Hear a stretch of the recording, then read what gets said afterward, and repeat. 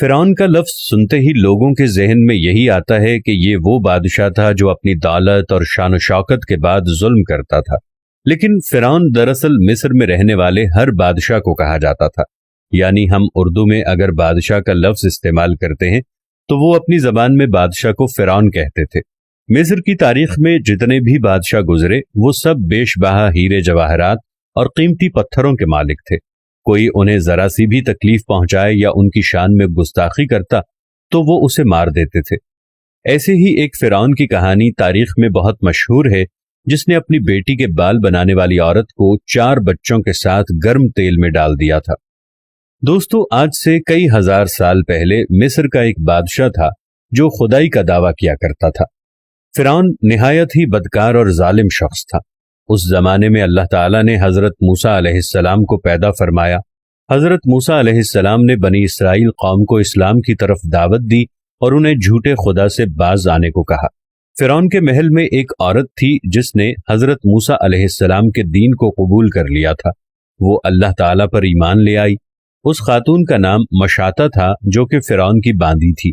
فرعون نے اسے اپنی بیٹی کی خدمت کرنے کے لیے اور اہم کاج کے لیے مامور کر رکھا تھا۔ یہ کنیز فرعون کی بیٹی زلیخا کے بال بناتی تھی، ان کو سنوارتی تھی، ان کی دیکھ بھال کرتی تھی۔ ایک دن کنگھی کرتے ہوئے اس کے ہاتھ سے کنگھی گر گئی تو خادمہ نے بے اختیار بسم اللہ کہا، جس پر زلیخا نے کہا کہ یہ تو میرا باپ ہے۔ جس پر خادمہ نے کہا، نہیں، یہ آپ کا نہیں بلکہ ہمارا خدا ہے جس نے آپ کو، ہمیں اور آپ کے بابا کو پیدا کیا۔ جس پر فرعون کی بیٹی نے کہا کہ یہ میں اپنے بابا کو بتاتی ہوں۔ جس پر خادمہ نے کہا، ہاں بے شک۔ اس کے بعد فرعون کے دربار میں خادمہ کی بچوں سمیت حاضری ہوئی۔ فرعون نے کہا کہ کون ہے تیرا رب؟ بتا مجھے ذرا، تو نے کیا کہا میری بیٹی سے؟ خادمہ نے اس وقت بھی کہا کہ مجھے پیدا کرنے والا میرا اللہ ہے جس نے مجھے اور آپ کو بھی پیدا کیا ہے، یہ دنیا بھی اسی کے دم سے ہے۔ اس پر فرعون کو غصہ آ گیا اور اس نے کہا، میں تجھے تیرے بچوں سمیت گرم تیل میں ڈال دوں گا۔ خادمہ چونکہ مسلمان تھی وہ ڈٹی رہی۔ اس نے کہا، بے شک، لیکن میرا خدا میرا اللہ ہی ہے۔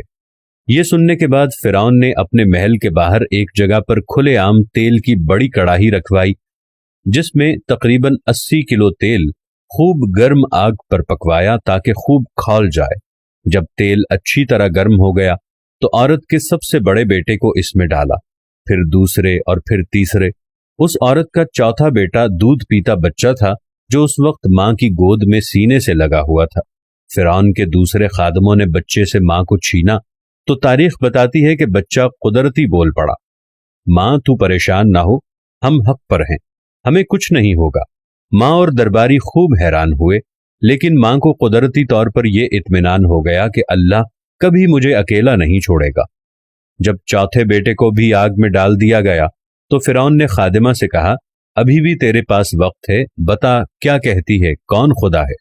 پھر بھی اس نے کہا کہ اللہ ہی ہے، لیکن ساتھ ہی خادمہ نے کہا، میری ایک آخری خواہش ہے، مجھے لگتا تو نہیں ہے کہ تم میری بات مانو گے۔